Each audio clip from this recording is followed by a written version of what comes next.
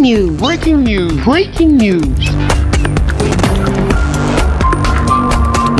Côte d'Ivoire. Monsieur Eric Taba, chef du protocole du président de la République de Côte d'Ivoire, a parrainé les grandes finales de football des écoles de formation. Merci de rester sur CNN. Breaking news. Breaking news. Les finales de solidarité et de la paix se sont déroulées le samedi 2 octobre 2021 au stade Jean de la Fosse des 220 logements à Adjamé. Rappelons que les grandes finales de football des écoles de formation étaient placées sous le parrainage de monsieur Eric Taba, chef du protocole du président de la République de Côte d'Ivoire. Il est 15h18 lorsque monsieur Eric Taba, parrain de cette célébration, fait son entrée accompagné du comité d'organisation de quelques acteurs du monde footballistique pour assister à ces différentes rencontres. Notons que 3 catégories d'équipes étaient attendues. En l'occurrence, la première finale qui était celle des pupilles U13, ensuite les minimes U15 et enfin les cadets U17. Pour les U13, 2 équipes se disputaient le trophée qui sont le centre de formation Ouattara Karim et l'académie de football Shérif. Et ce sera l'AFC qui l'emportera. 2 challengers dans la catégorie U15 qui sont l'AFC Makafa et académie de football Shérif. Le vainqueur sera l'AFC Makafa. Et enfin pour le trophée Eric Taba, le leader football sera opposé à l'AFC Makafa et le leader football terminera champion de ce duel. Notons qu'au cours de ce tournoi, monsieur Eric Taba, parrain de cette édition, a été fait président d'honneur par les associations des centres de formation de football à Djamé, Plateau, à Tékoubé. Il est 17h44 lorsque le parrain récompensera chaque acteur de cette finale pour leur bravoure. CNN, la télévision autrement, a recueilli quelques impressions. Chaque fois que des jeunes ont besoin de moi, chaque fois qu'ils veulent que je contribue à leur épanouissement au tournoi de sport et même à d'autres activités, moi je réponds présent quand les moyens sont là, bien sûr. Et ça m'a fait plaisir parce qu'aujourd'hui c'est à Djamé, dans la commune d'Adjamé.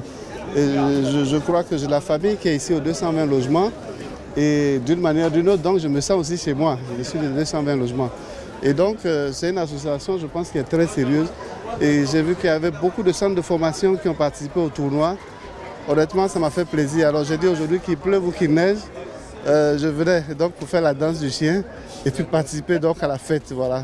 L'objectif, c'est l'épanouissement des jeunes. Voilà, nous sommes à notre 4e édition et cette année, nous étions obligés d'aller taper à la porte de l'excellence Eric Taba, un fils d'Adjamé, pour animer la commune, les 3 communes, disons, Adjamé, Plateau, Tékoubé, que l'association prend les 3 noms.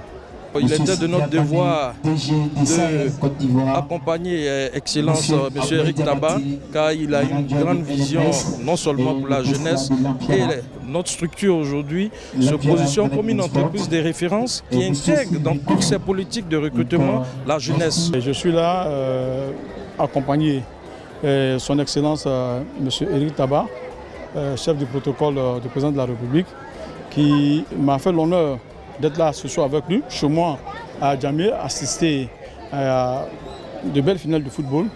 Le football, il faut le dire que c'est une passion qu'on partage. Et je dirais pour moi, c'est une passion congénitale. Et je suis un acteur à plein temps. Donc il faut encourager surtout les jeunes à pratiquer ce sport. Et le football de masse aussi fait partie aussi de la grande vision que nous avons. Parce que tout ce qu'on connaît après au niveau international, qui sont aujourd'hui des big stars, c'est sur ces terrains qu'ils ont appris à jouer au football. Celles-ci se sont forgées, celles-ci se sont dit on va rêver et ensemble, on va les accompagner. Depuis le 220 logements d'Adjamé, Ousmane Koulibaly à la prise d'image et Aminata Diarasbo micro pour CNN.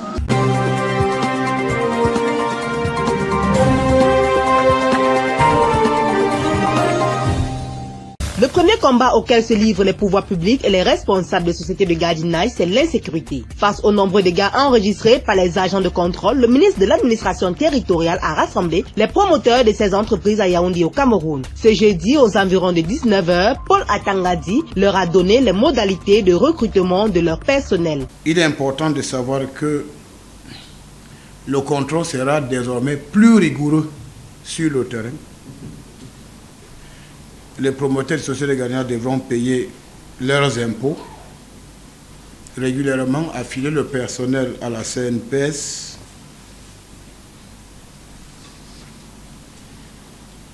et payer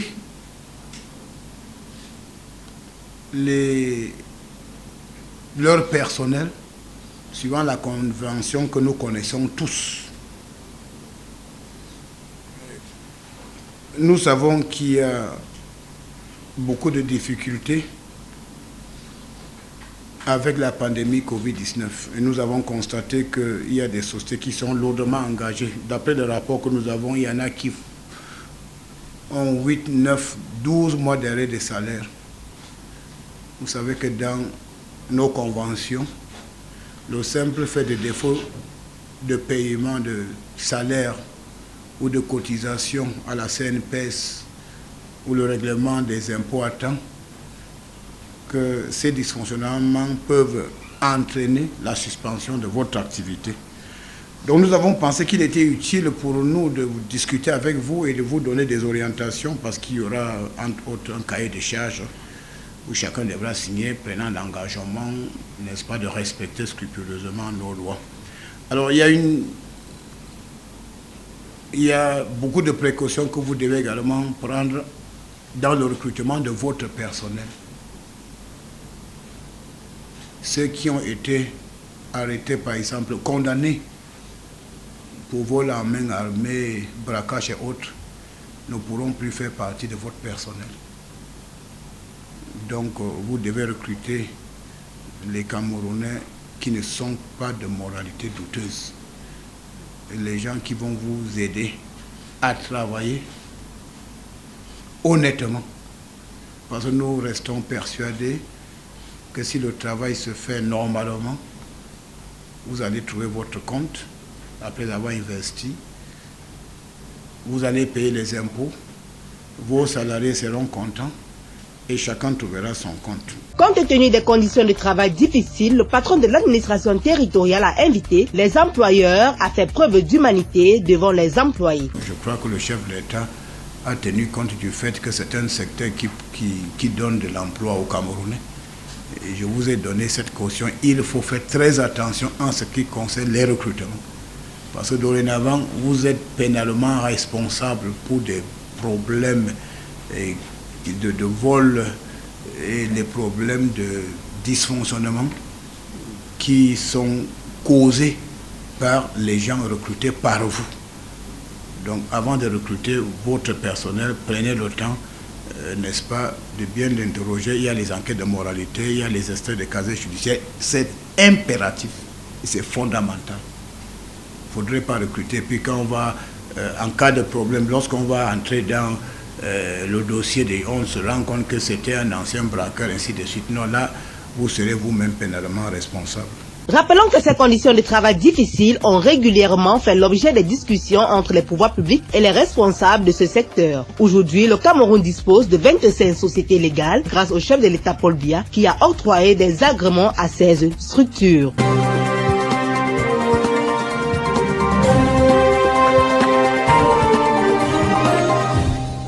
Il faut œuvrer pour offrir aux populations des villes et villages des logements décents. C'est la préoccupation du ministre de l'Habitat et du Développement urbain. L'annonce a été faite par Célestine Ketchakoutès lors du lancement des activités de la 35e journée mondiale de l'habitat. Madame le secrétaire d'État et moi-même sommes très ravis de vous accueillir à ce point de presse qui s'inscrit dans le cadre de la célébration le 4 octobre prochain à Yaoundé au Cameroun de la journée mondiale de l'habitat au cours d'une cérémonie mondiale en présence de la directrice exécutive d'ONU Habitat, Madame Maïmouna Maud Sharif. La ville de Limbe, qui avait été initialement désignée pour abriter la cérémonie au niveau national, pour avoir remporté le prix Ville propre des 3 villes pilotes, Yaoundé, Douala et Limbe, pour des raisons de sécurité, n'a pas pu nous accueillir. Le choix de Madame la directrice exécutive d'ONU Habitat porté sur notre pays pour abriter la cérémonie internationale et leur souhait d'ailleurs de célébrer cet événement mondial ici même dans la capitale politique nous a donc incité à rester à Yaoundé, siège de nos institutions. Merci à Monsieur le maire de la ville de Yaoundé et au maire pour toutes les mesures prises ou en vue de l'être encore dans le cadre du concours Ville propre pour que Limbe, la cité balnéaire qui a remporté le titre de la ville la plus propre, qui se pose encore à nouveau comme un sérieux challenger pour cette première édition nationale voulue par le chef de l'État, son Excellence M. Paul Biya, et rappelée par son Excellence M. le Premier ministre, chef du gouvernement. Rassemblée autour du thème « Accélérer l'action urbaine pour un monde sans carbone », cette thématique va permettre aux différents acteurs de réfléchir sur l'amélioration du système de production de matériaux de construction. Conformément à ce thème, ONU Habitat appelle les villes à accélérer l'action climatique urbaine et en particulier, dans la perspective de la COP26, l'événement invite les villes à se joindre à la campagne mondiale Race to Zero, ainsi qu'à la campagne d'ONU Habitat baptisée Climate Action for Cities, afin de partager leurs solutions. Dans l'offre, une assistance technique et un soutien au renforcement des capacités des villes dans la planification et la mise en œuvre d'actions ciblées sur le climat, notamment la planification des villes plus compactes et piétonnes, un soutien pour l'amélioration des codes nationaux de bâtiments, des pratiques de construction et de construction durable, l'amélioration des transports publics et non motorisés, l'introduction de la mobilité électrique, promouvoir la production d'énergie propre dans les villes et améliorer la gestion des déchets et l'approvisionnement en eau et en assainissement. Également, des solutions dans l'offre, un soutien pour développer les services de base, des projets d'infrastructure et de logements sociaux pour attirer des financements multilatéraux et d'autres, y compris les financements climatiques, pour reconstruire mieux, reconstruire plus écologiquement avec une reprise juste et verte. Cette édition qui se célèbre le 4 octobre prochain va connaître la participation des délégations de plus de 140 pays membres du système des Nations Unies pour les établissements urbains ONU Habitat. Une fois de plus, la ville de Yaoundé au Cameroun va accueillir des assises de haut niveau sur la problématique du logement décent.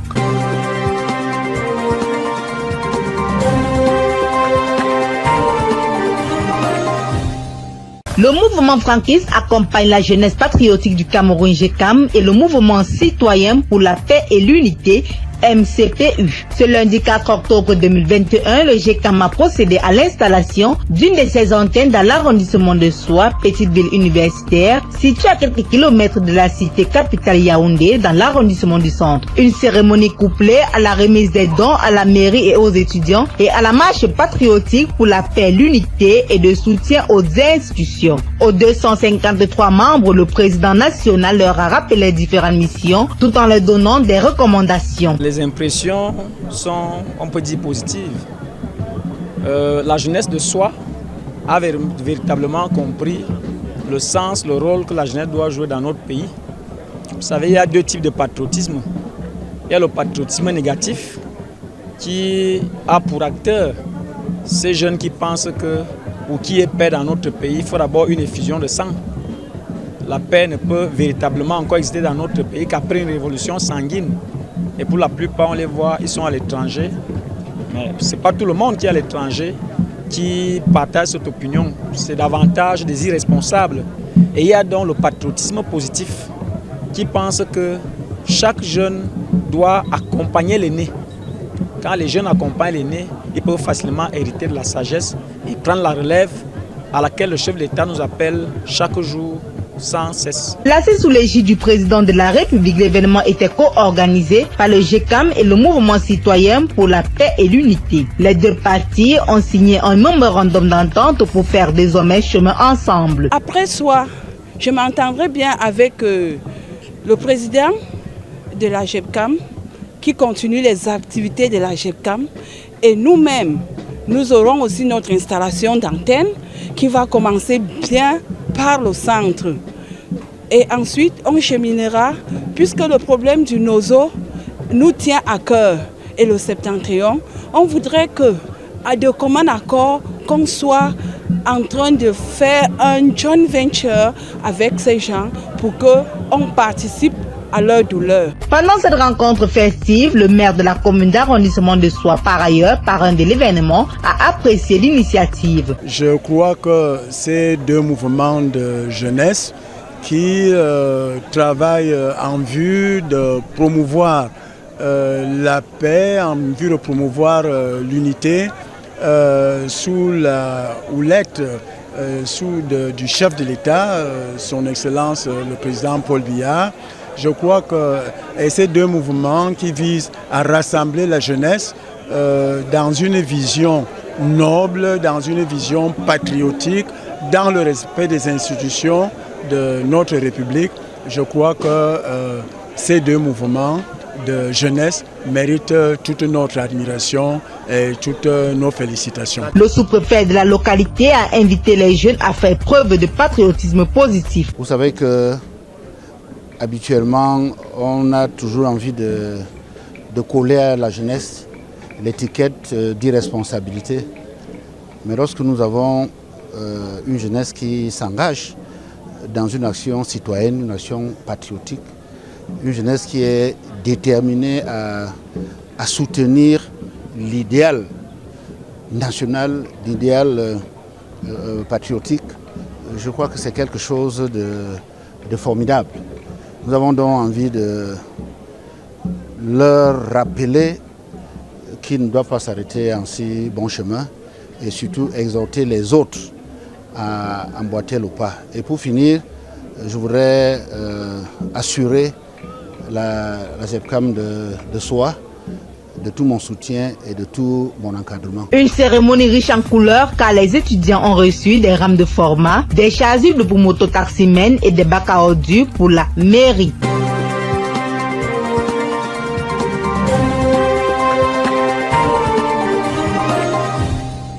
Arrivé en terre camerounaise samedi dernier, le séjour de la directrice exécutive de l'ONU Habitat s'annonce très chargé. Dimanche, jour non ouvrable au Cameroun, Maïmouna Mofsari a débuté son périple dans l'après-midi de ce 7e jour de la semaine. Accompagnée d'une forte délégation ministérielle conduite par le ministre de l'Habitat et du Développement urbain Célestine Ketchakoutes, la sous-secrétaire générale des Nations Unies a bravé la fatigue du voyage pour se rendre dans les multiples sites de Yaoundé au Cameroun. S'assurer de l'effectivité des logements décents pour tous était l'objectif majeur de cette dernière. Ce projet matérialise la réussite totale gouvernementale de construction de 10 000 logements sociaux et d'aménagement de 50 000 parcelles constructibles. Après cette visite, elle s'est immédiatement rendue à la commune d'arrondissement de Yaoundé 2e. Là-bas, un accueil à la hauteur de son rang lui a été réservé. L'exécutif communal Yannick Aïssi a sollicité sa présence pour une cérémonie de remise de matériel aux associations et communautés nécessiteuses. Nous avons reçu des subventions d'ONU Habitat pour aider les populations à mieux amortir les effets néfastes du Covid.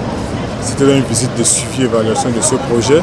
Nous avons également profité pour remercier Madame le ministre pour tous les appuis multiformes dont elle met à la disposition de notre municipalité.